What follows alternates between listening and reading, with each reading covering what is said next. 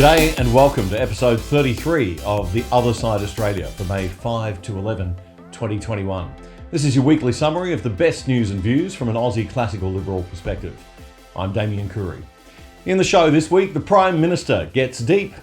We are more individually, more than the things others try to identify us by, you by, in this age of identity politics. You are more than your gender. You are more than your race. You are more than your sexuality. You are more than your ethnicity. You are more than your religion, your language group, your age. Scott Morrison makes an important values-based speech and lays down some hard truths for the woke identity politics left.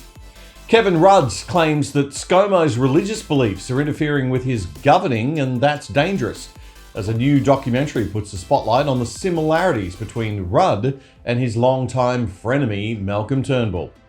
A split emerges in the government over the decision to deny Australian citizens the right to return to their own country. And a leading educator asks, are we becoming a nation of cretins? All that and more in today's show. Just a reminder, we're anti-left and anti-woke on this program. We don't pretend to be neutral like some programs and networks do. But we don't cost you a cent. You only have to stay and watch our content if you choose to, and it's free. So let's go. I've been tracking the global temperature data from the University of Alabama's satellite-based temperature of the global lower atmosphere for a few years now. Watching the decline in global temperature from 2017 to 2019 sadly bounce back up again in 2019 and 2020. But good news, this year it's been trending down, and the April figure has just come out showing the downward trend continuing, and we're now at a negative temperature anomaly again for the first time since 2018. The anomaly is how many degrees the temperature is above the 30-year average. You can see April 2021 there on the right-hand side of the graph, just below the zero line. The red line is the 13-month rolling average, which is trending down again. So it's all good news. The anomaly is the number most scientists use to model their global warming predictions. There's still a recent historical trend upwards overall, of course, as the chart shows, but this new downward trend starts to erode the absolutist view that the increase in CO2 in our atmosphere is having a lasting and fast effect on temperature. It may mean we'll be a lot further away from the dreaded 2 degrees hotter level than the year 2100, and that we don't have to rush to net zero carbon emissions too quickly at all. We can get there much more slowly and avoid the negative effects of abandoning fossil fuel energy too quickly, which would mean cheaper energy and fewer lives lost in poorer countries.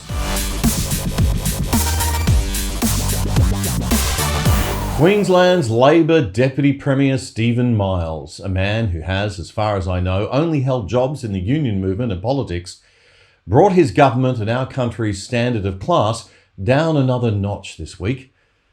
It's not the first time Miles has played to the lowest common denominator of the rabble. At a Labor Day rally in Brisbane, he said this. Albo's here with us at Labor Day, while Scott Morrison's charging $5,000 a head to have dinner with him. What a contrast. Don't we need a contrast? Contrast.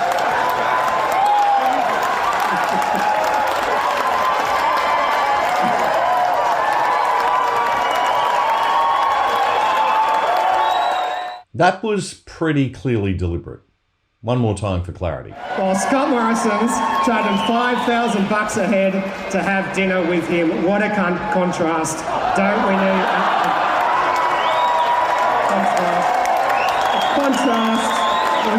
contrast? Yep, that was deliberate.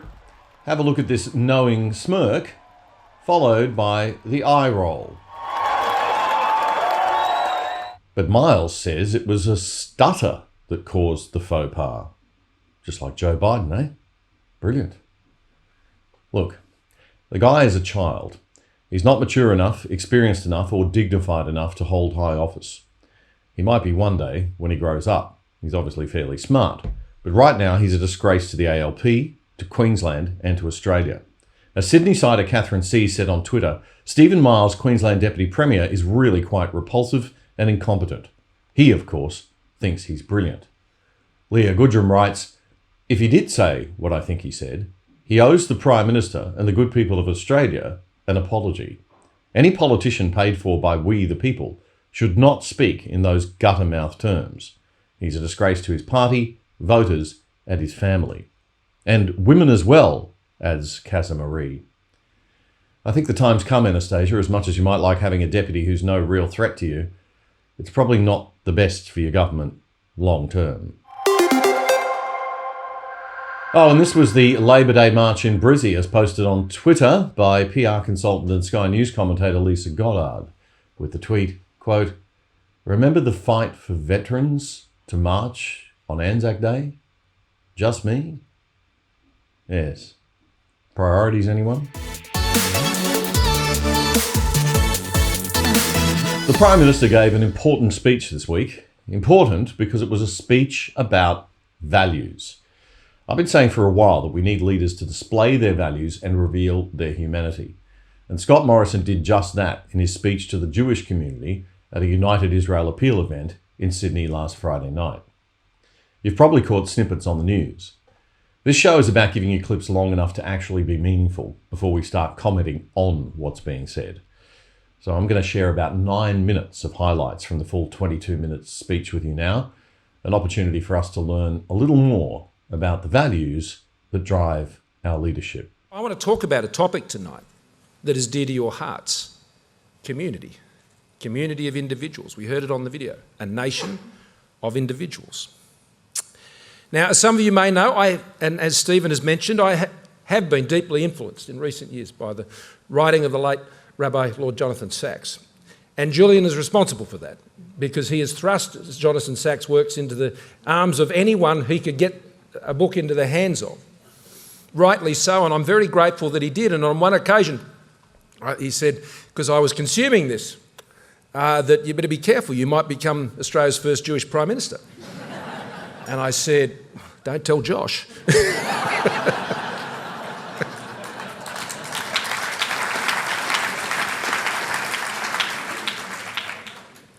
But his books, Lessons in Leadership, Covenant and Conversation, Morality, his last work, have given me a more textured understanding of Judaism, my own Christian faith, and what unites us all as human beings. And I shared some of these learnings with my own church community last week at the Gold Coast with Stuart Robin at their national conference.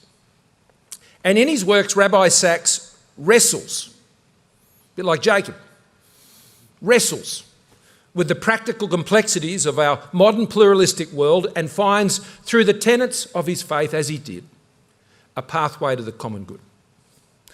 At the heart of our Judeo-Christian heritage are two words: human dignity. Everything else flows from this. And seeing the inherent dignity of all human beings is the foundation of morality. It makes us more capable of love and compassion, of selflessness and forgiveness, because if you see the dignity and worth of another person, another human being, the beating heart in front of you, you're less likely to disrespect them, insult or show contempt or hatred for them, or seek to cancel them, as is becoming the fashion these days.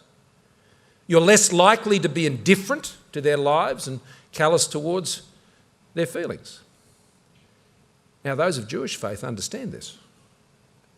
As Rabbi Sacks said, the purpose of Judaism is to honour the image of God in other people.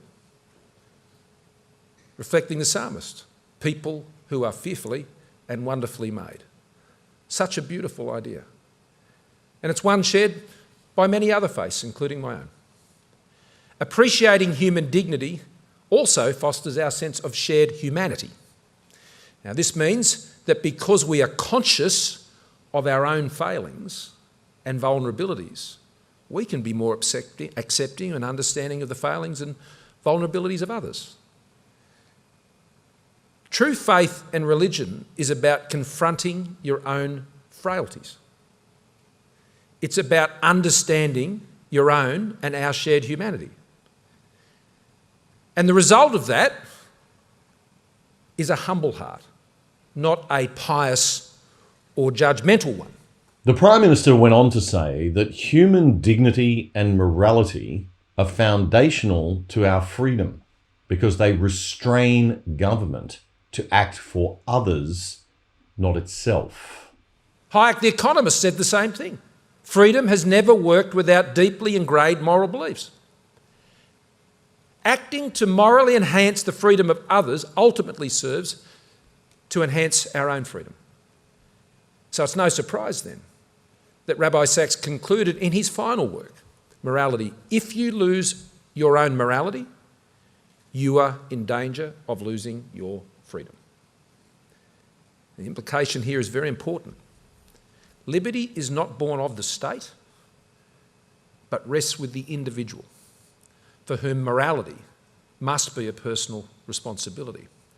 In Lessons in Leadership, he quotes the distinguished American jurist Judge Learned Hand to argue his point, who said, "I often wonder whether we do not rest our hopes too much upon constitutions, upon laws and upon courts." He said, "Believe me, these are false hopes." He said, "Liberty lies in the hearts of men and women, and when it dies there, no constitution, no law can save it." Freedom, therefore, rests on us taking personal responsibility for how we treat each other, based on our respect for and our appreciation of human dignity. This is not about state power. This is not about market power. This is about morality and personal responsibility. Scott Morrison told the gathering that we once understood our rights as being our protections from the state. Nowadays, we're defining as our rights as what we are entitled to from the state. As citizens, we cannot allow what we think we are entitled to become more important than what we are responsible for. We must protect against those forces that would undermine that in community. And I don't just mean, as I've recently remarked, the social and moral corrosion caused by the misuse of social media and the abuse that occurs there. But I would say it also includes the growing tendency to commodify human beings through identity politics. We must never surrender the truth that the experience and value of every human being is unique and personal. You are more, we are more individually, more than the things others try to identify us by, you by, in this age of identity politics. You are more than your gender. You are more than your race. You are more than your sexuality. You are more than your ethnicity. You are more than your religion, your language group, your age. All of these, of course, contribute to who we may be and the incredible diversity of our society, particularly in this country, and our place in the world. But of themselves, they are not the essence of our humanity. When we reduce ourselves to a collection of attributes, or divide ourselves even worse on this basis, we can lose sight of who we actually are as individual human beings. Throughout history, we've seen what happens when people are defined solely by the group they belong to, or an attribute they have, or an identity they possess. The Jewish community understands that better than any in the world. The Prime Minister says it's individuals first, acting in community, upon which the morality of the state and its laws are built, not the other way around. There's another Jewish leader who's also influenced me in recent times, and on this occasion, it was Josh Frydenberg thrusting a book into my hand.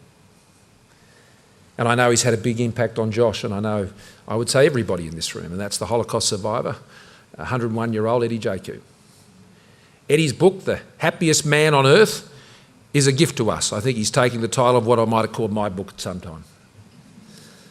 But it is a great gift to Australia. He is a great gift to Australia. The book is a love letter to this country, and I thank those of you who have come up to me tonight as Prime Minister, not me personally, but just representing the Australian nation and saying your thanks to what Australia has meant to you and your family.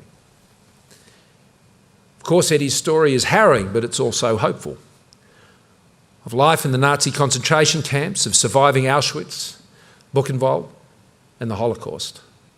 And of course losing his family, but never losing his faith in humanity, finding friendship even amongst the absolute ruins. And after the end of the war, Eddie found a home here in Australia where he was welcomed with open arms, as so many of you or your family have been. Many of you know Eddie because he's guided tens of thousands of people through the Sydney Jewish Museum. Eddie says of our country, a land where opportunities abound, and it is. Julian Lisa has made the wonderful point that Australia is one of the few places on earth where Jewish people have not suffered persecution. We're not perfect, no country is, but we do have much to be proud of. We are a liberal free people, one of the oldest continuous democracies on the planet. We have an Indigenous heritage and a rich multicultural character, both adding a brilliance and joy to our national life and character.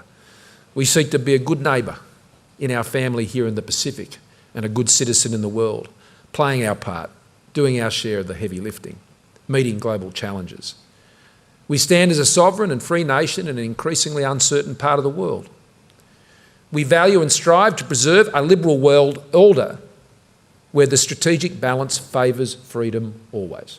Now, ScoMo gave another speech a few days earlier at the National Conference of the Australian Christian Churches on Queensland's Gold Coast, where he spoke more about his personal faith. That speech saw the left get the knives out as they began to question his religious beliefs and the impact they're having on his governing.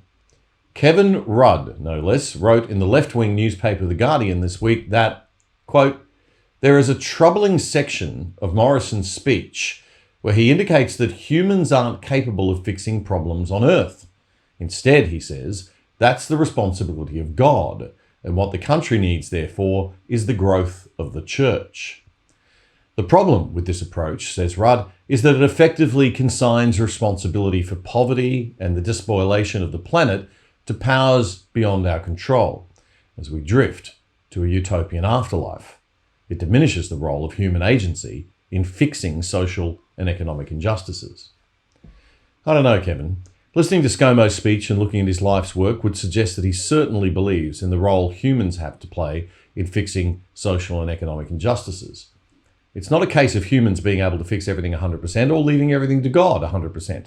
Believing God will take care of everything, doing nothing and just praying was not the teaching of Jesus, I don't think, and I'm pretty sure it's not the teaching of the Pentecostal religions, as your editorial suggests.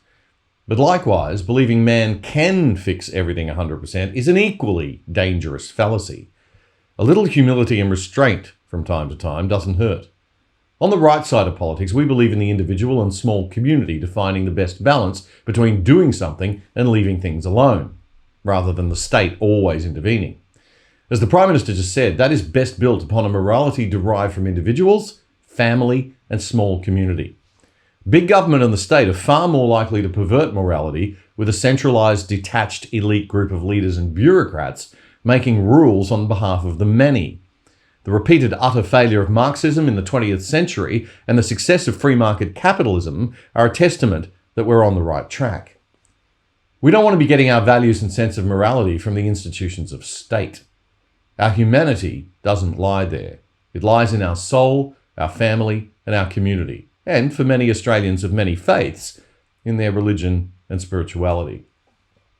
A secular society doesn't mean an atheist society where the state and its laws and institutions replace God and the individual. A secular society is one that's tolerant of many faiths and atheism, and seeks a shared sense of morality informed by reason and science and the heart and the soul in balance. I am finding it hard this week to reconcile the values espoused by the Prime Minister, which I agree with the decision to leave Australians stranded in India with no way to get home, which I really do not agree with. Here's what renowned human rights lawyer Geoffrey Robertson has to say about it all. These directions aimed at Australians who happen to be in India at the moment are objectionable on a number of counts. I think it could be argued that they relate only to times when there's a national emergency in Australia. There isn't. There's one in India. But basically, they infringe Magna Carta. and the idea of democracy. That's Jeffrey Robertson speaking on ABC television. India has had 215,000 coronavirus deaths. Their population's almost 1.4 billion, so it'd be like Australia having about 4,000 deaths. It's not good. But the problem is accessing medical care if you get sick, leaving Aussies stranded and in fear. Australia's Chief Medical Officer, Professor Paul Kelly, apparently warned the government that Aussies stuck in India face serious illness without healthcare, and a worst-case scenario of death under the ban. I wonder what the government plans to say if an Australian dies. Let's pray it doesn't happen. Despite the Magna Carta and all international conventions, constitutional lawyer Anne Toomey says Australian citizens don't have the automatic right to come home to Australia. There's no explicit right for Australian citizens to live in Australia. You'd have to get the High Court to imply that right from the Constitution, but you'd also have to get the court to be satisfied that that was an absolute right. That is, that you couldn't make any restrictions on it, even in circumstances where you had, for example, a pandemic, as we do now. That's constitutional lawyer Anne Toomey on the ABC's 7:30 report. Under the Biosecurity Act, those who somehow might sneak home via a third country face massive fines and even jail time. National Party Senator from Queensland, Matt Canavan, is one member of the government brave enough to stand up and say that that is morally wrong. It is enshrined in the Universal Declaration of Human Rights that there is a right for people to return to their own country. Now, obviously, in a global pandemic, we have quarantine systems that are in place. That if you are to return, you have to isolate yourself from the rest of the public. That makes sense. But to completely shut off that shut the door to Australians, and then say if you do happen to get back in, you're going to go to jail for 5 years. I don't know. I don't pick up that. I think it's a bit of an overreaction. This is Australians we're talking about. These are not Indians living who want to come here. This is Australians who are stranded in another country. And I think we have an obligation to help Australians in distress. I reckon any of your listeners would think that they would like their own government to help them out if they are in that situation. And I cannot believe that the risk is that great to this country that we can't work out some kind of quarantine arrangements, even if there's special arrangements for this high risk, that we couldn't help Australians come home. The government has had a year now to get quarantine right. How hard is it to build a facility in the middle of the Northern Territory somewhere near an airport with a temporary hospital facility next to it for anyone who gets sick to be properly treated? Jacinda Redden is the former head of the Australian Chamber of Commerce in Hong Kong. She wrote on LinkedIn this week, quote, "I'm alarmed by the federal government's treatment of fellow citizens in India who are now threatened with criminal sanctions should they try to return home. This sets a dangerous precedent and should concern any Australian living overseas. The government should remember that hundreds of thousands of Australians overseas vote, pay taxes, raise Australian citizens, are the children of Australian voters, with many of us engaged in furthering the nation's commercial interests overseas. This blow comes on top of the challenges facing many of us who've not seen family or met with business colleagues for well over a year. Funerals missed, grandchildren not hugged, farewells left unsaid, weddings missed, and now this." Many other expats chimed in to support the former Auscham head. Richard James writes, "Very worrying precedent, and can't think of another nation doing this to their own citizens. Pushing the responsibility of our border to the states and the failure to invest in and establish federal quarantine centres and standards is where the problem starts." And this from former Australian Ambassador to Mongolia, John Langtry. Completely agree, Jacinta. Building proper quarantine facilities and giving our very competent overseas missions the resources to fly distressed Australians home is the least a competent and moral federal government could and should have done. Demonising them and threatening them with criminal prosecution is politically divisive, arrogant, and most probably unconstitutional. This is a national disgrace driven by local small-minded fear. It embarrassingly demonstrates Australia's general lack of understanding of the international marketplace and the important role our expats play in their contribution to Australia's international standing and ultimately for our local economy. It changes everything for many expats in terms of their sense of security as citizens and will drive many global Australians to look for citizenship elsewhere and a backup passport. Unfortunately, here at home, the shut the borders and lock down mentality seems to be playing exceptionally well for political leaders at the polls, and I suspect it won't change. Well, and now the news. It's all bad and there's no reason to smile.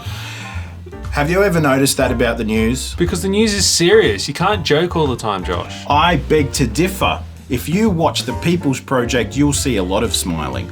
Watch The People's Project Friday night, 7:30 p.m. This week, Fox News host Steve Hilton has put the spotlight on the number of fatal shootings affecting children in America these days. Hilton makes a strong case for a return to valuing the family, something the left hates to do, to ensure greater social cohesion, better raising of kids and less crime. The correlation between the decay of the family unit in American society is so strongly linked to social problems, it's hard to deny a causal link. Adam Toledo, aged 13, shot and killed in Chicago. Micaiah Bryant, aged 16, shot and killed in Columbus, Ohio. Anthony Thompson, 17, shot and killed in Knoxville, Tennessee. These terrible stories have been used as fodder for the only debate the left seems to want these days, about race. But we need to stop and think about what we're really seeing. There's no conceivable reason for a 13-year-old to be wandering the streets at 2:40 a.m. with a gun, for a 16-year-old to be screaming and fighting in broad daylight, armed with a knife, for a 17-year-old to hide a gun in his hoodie at school. The problem, the crisis, is the collapse of family in America. You see it in those stories. You see it in the numbers. Where we once talked about divorce and family breakup, today families are not even being formed in the first place. Our marriage rate is at its lowest ever recorded. Nearly a quarter of American children live with one parent and no other adult, more than 3 times the rate in the rest of the world. In 2019, 40% of children were born outside marriage. Nearly 500,000 American children are in foster care without either parent. 500,000. You see the consequences all around us, not just those in gangs or mixed up in crime and disorder, but an everyday, everywhere collapse of civilized standards, coarse, aggressive, rude, disrespectful behavior. Children addicted to phones and screens at an earlier and earlier age, incapable of forming real, healthy human relationships. It is a social and economic disaster. It's an economic disaster because we know that a stable family makes a huge difference to life chances and opportunity. If you're born in the bottom 20% of the income scale, your chances of reaching the top 20% are 4 times higher if your parents stay married. Your chances of staying in the bottom 20%, if your parents never married, it's 50-50. But if your parents are married, it drops to just 17%. Marriage makes a massive difference in keeping families stable. On average, if parents are married, 3/4 are still together by the time their child is 12. If they're just living together, it's only a quarter. That's Steve Hilton on his Fox News show, The Next Revolution, with a deep dive on the data about family breakdown and social problems. Substance abuse, mental illness and crime are all more common in disrupted families too, according to other research that Hilton shared. This should be a warning for Australia. While we must never judge people in single-parent families, we also shouldn't normalise the idea of single-parent families to the point where we actively create them. Family is a core unit of social stability, and it's one that Marxists everywhere, like any cult, attack first. The state can't become your mummy or daddy unless you reject real mummy and daddy first. If you care about poverty, inequality, social mobility, crime, substance abuse, mental health, as we have comprehensively established with the data, you should want to see more stable families, which means more marriage. So let's incentivize that for goodness sake. Is there anything more deserving of subsidy? As with so many things with the establishment, their furious opposition to policies that promote family stability is the most enormous hypocrisy, because there is actually one part of our society where family stability is going up, not down, where marriage rates are increasing, not falling. Yep, among the rich and educated. And in fact, there's another place marriage is increasing. Gay and lesbian Americans are getting married. I think that's great. It's a vote of confidence in one of the institutions conservatives most cherish. So I've always been for marriage equality. In fact, I believe in marriage equality so much, I even think straight people should get married if they want to raise a family. The marriage problem in America is not that gay people aren't getting married, it's that straight people aren't. We must rebuild the American family, and that starts with marriage. Raising a family is hard. As Tim Scott said this week, single parents do a heroic job, but it's not a criticism of single parents to state plainly that it's better for a child to be raised by two parents, not one. That's Steve Hilton on Fox News with some good old common sense backed by science. I've often said on this show that the biggest threat to Australia is the way in which our culture is shifting, or has shifted. In fact, the main reason I decided to do this show is because living abroad for 20 years, I've seen Australian culture shift in some pretty sad ways. We've gone from a nation of people who were ruggedly independent to a nation of people who seem to want big daddy government to take care of everything. We've gone from a nation of people who like people to be given a fair go, but then expect them to step up and go, to one who just wants equity, sort of fairness, without any go being required at all. Instead of minding our own business and letting people make up their own minds about things, we want rules to be set to force people to behave as we think they should behave. And as we all know, when you invite other people to take control of your life, they will. As the great American economist Thomas Sowell says, there's no shortage of people who want to tell other people how to live their lives. So why have we turned ourselves into a nation of kids who expect mummy and daddy and the government to look after us, to make life fair and nice, to take out all the bumpy, hurty bits? Well, there's a great payback for acting like children. You don't have to grow up. You don't have to do the hard stuff. And most wonderful of all, you don't have to take responsibility for where you are at in your life. You get to blame external forces. But that's not you. The kind of Aussies who watch this show are the kind who want their freedom back, the kind who don't want big government. But there's not many of us. Why? Because most people nowadays don't even know there is an alternative to big government. We're so surrounded by it. The culture expects government to step in and fix everything. And if the Tasmanian election on the weekend shows us anything, just like the Queensland and WA elections before it, it's that people want that. We want our politicians to take away our liberties to protect us. So if you're a classical liberal like me, or a libertarian, or a traditional free market economic conservative, if you don't want government policing you like a child, if you still have the old Aussie spirit of rebellion and healthy distrust of authority in your bones, then this is a very sad time. And I don't think the answer lies solely in changing our politics, because no truly liberal politician can get elected when all the voters want is anything but liberty. The present-day Liberal Party is as big government and power-loving, almost, as the left. And that's understandable, because if you're a politician, there's no point in being in opposition. Until we, the people, start telling pollies we want something different, we can't blame them for what we've got. So how do we fix this problem? Well, the sad reality is that we may not be able to. If we can, it's certainly going to take a long time. The left's done a multi-generational job of infiltrating the institutions of our culture. And that is where we have to start. Number one is education. Number two is the media. Number three is religion and spirituality. The first two greatly lack political diversity in this country. They both toe the neo-Marxist critical theory line, and where they don't, like in the Murdoch media sometimes, this is treated as some kind of cultural sin. Just ask Malcolm and Kevin. Traditional Christianity and religions are on the downslide in Australia, replaced by the bright and shiny New Age, you can have it all kind of spiritual philosophies. The sense of service, duty, self-sacrifice and responsibility inherent in so many traditional religions has been cast aside for the gimme, gimme, you owe me and it's my right thinking. And this shift isn't the millennials' fault. Oh no, we don't get off the hook that easily, you and me. It just took that long to notice. It started with the boomers and Gen X. It started with us a good 50 plus years ago. So I'm not optimistic.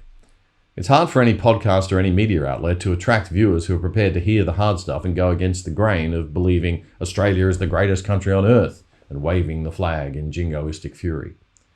It's certainly the most blessed country on earth and probably the luckiest. But are we really a great nation of great people right now? I think we've got a bit of a way to go. Now, that's a hard message for a commercial TV or radio host to deliver without people turning off. Just as well I don't have to care so much about that anymore, maybe. But it sure would make it hard to be a politician who told the absolute truth in this country. And that is probably why our politics hasn't attracted the most balanced, well-rounded kinds of leaders until recently. Sky News Australia's documentary on former Prime Minister Malcolm Turnbull and Kevin Rudd aired this week. Turnbull and Rudd have been waging a campaign against Rupert Murdoch lately, so a doco like this was probably inevitable. But I don't think Chris Smith was motivated by any phone calls or orders from New York, as much as the timing and topic would have been appreciated. The similarity in the personalities of these two men and the way that they've behaved since losing office is screaming for comparison. This is a clip of what Kevin Rudd's brother Greg told Chris Kenny in the Sky News documentary, Man in the Mirror. I was brought up in the same room as Kevin. But on the wall were sort of posters of empire. He was always fascinated with the rise and fall of empires. How you get authority, how you keep authority, and how to rise through those systems. How do you become a leader? With the absolute 100% belief that if he got there, he would make the world a better place. I'd say Malcolm's similar, very similar, yeah. Is your brother a good man? We can all look in the mirror and say the same thing. Does he think he's a good person? Yes. Have I seen him out of the light of politics do good things that will never be reported? Have I seen him do that a lot through life? Yes, I have. So to answer that, I'd say look at any leader on no matter what side of politics, any leader who's got to the top, ask the same question and say they're a mix of good, bad and pragmatic necessity.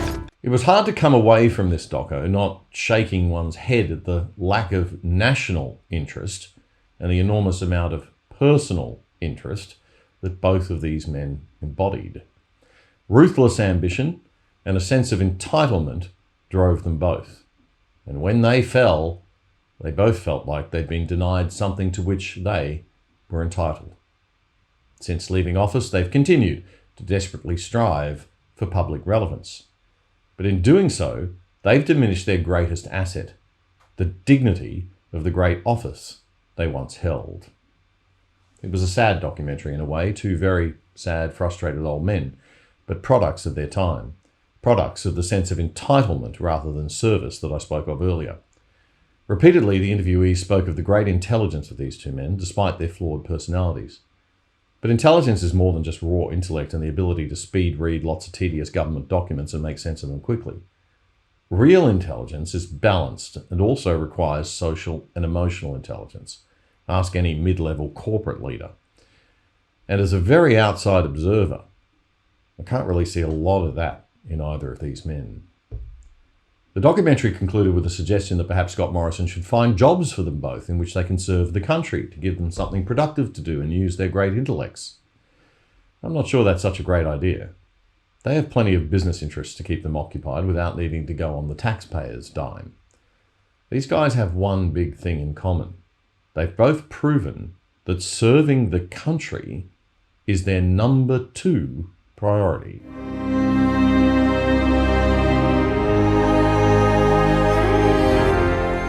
Anyway, back to what I was saying earlier about the culture needing to change before we'll get better politicians.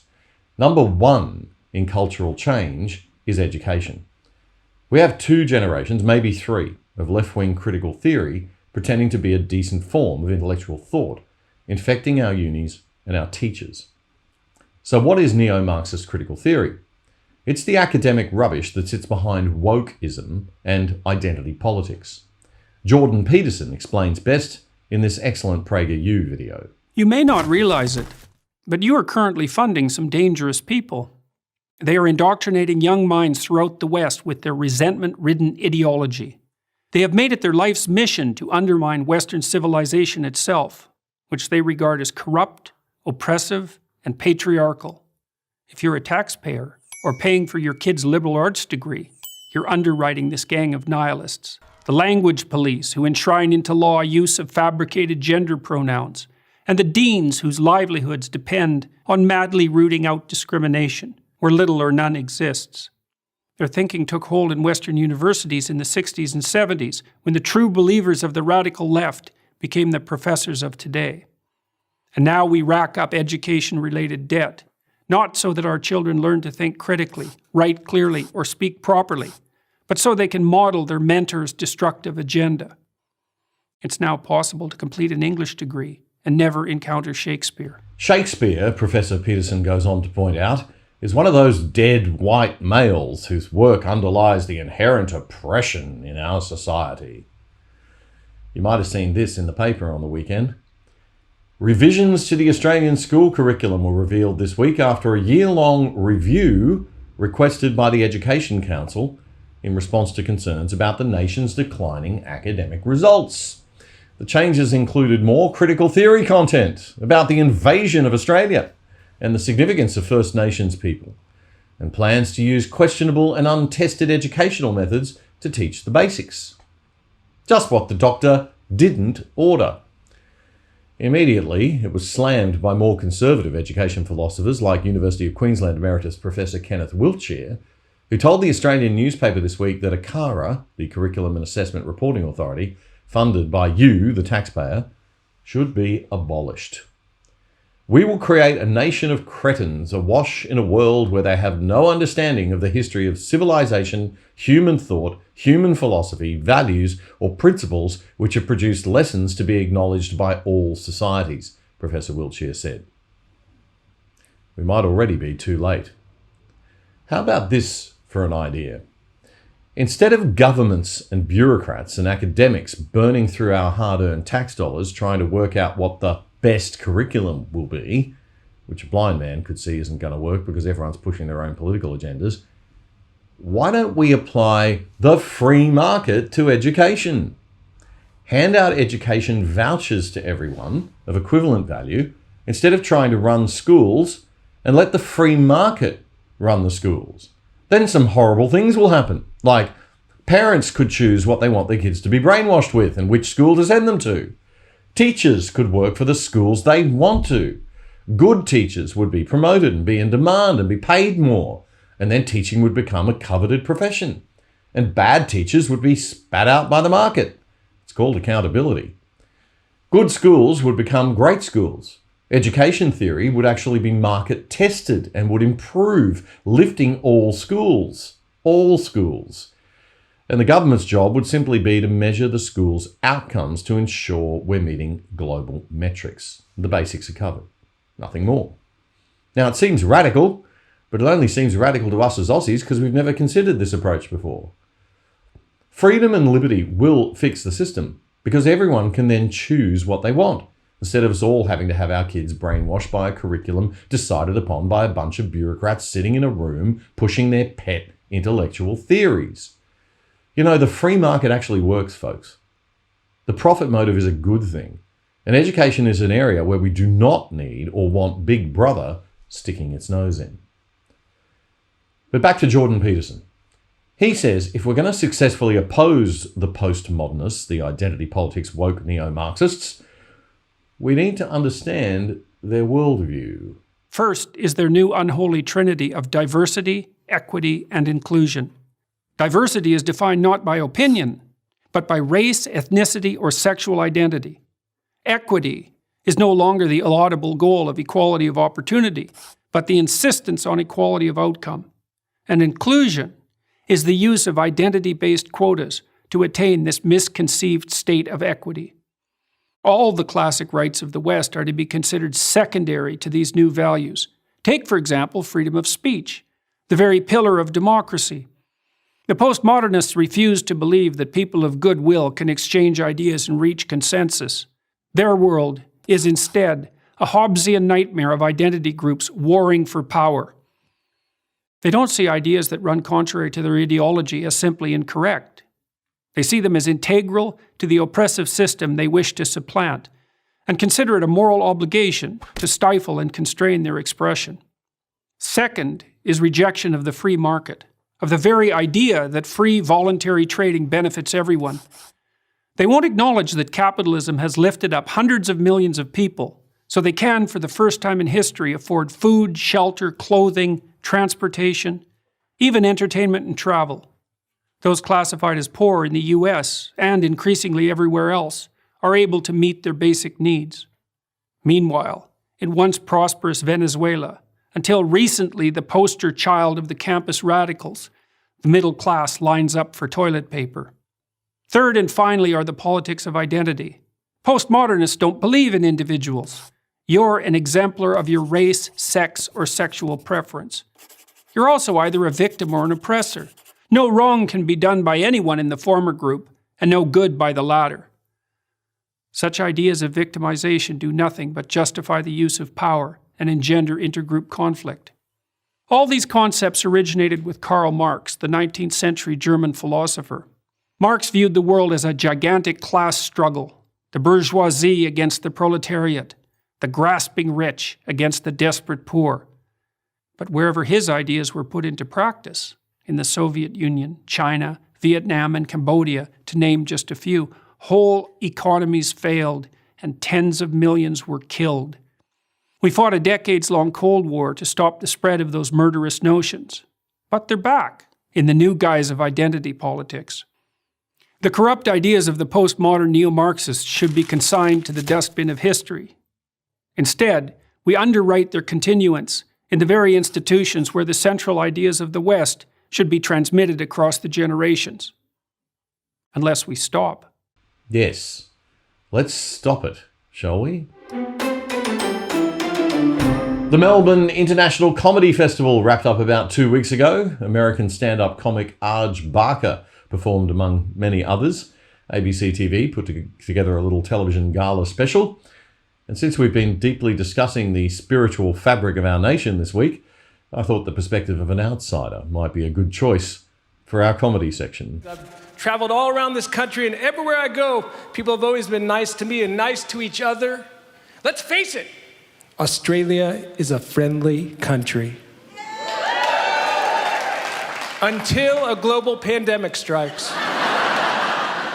And then the various states and territories split up into feuding warlord realms. And it becomes something that more resembles Game of Thrones, like, lower the gates, raise the bridge, the Victorians approach. And I was here for all of 2020, and I did it hard with you guys. And now I know how it feels to be a leprous, feral outcast. But we did what we had to do, didn't we? And it wasn't fun. They said it was one of the strictest lockdowns in modern history. And it wasn't fun. Nobody liked it. Some people complained, like, Dictator Dan. Dictator Dan did this to us. But I never said that, because I think that's a pretty disrespectful way to refer to Warden Andrews. He's just trying to do his job, man. How about we take responsibility, huh? We screwed up. We broke the law. And we had to go into our houses and stay there until we learned a lesson. And we did our time and we're back on the streets. But I wouldn't say we're free, it's more like parole. Because I know if we fuck up, we're going right back in. And I can't speak for all you other guys out here in Melbourne, but I admit it. I'm struggling on the outside. Sometimes I wake up in the middle of the night covered in sweat, and for a split second, I think I'm back in the big house. And I am, because I live there. The pandemic is serious, and we did what we had to do. Then they had a few cases up in Sydney around the holidays, and they'd had such a clean run up until then that they didn't know how to feel about it. Some people were indignant. They're like, what? What do you mean people from Sydney can't travel to Melbourne? The South remembers. That's American comedian Arj Barker at the Melbourne International Comedy Festival. The link to the official YouTube site and the full clip is in our program notes. Well, that's it for the show this week. We'll see you again next week. We upload on Wednesday nights on Discernible and a bit later on the Good Source platform. And don't forget to subscribe on all platforms and tell your friends about the show to help us grow. If you prefer to listen rather than watch, you can do so on YouTube. That's perfectly fine. Or you can check us out on the podcast platform of your choice. Don't forget, we need your help. Do support us, stay free, and don't let the woke kids get you down.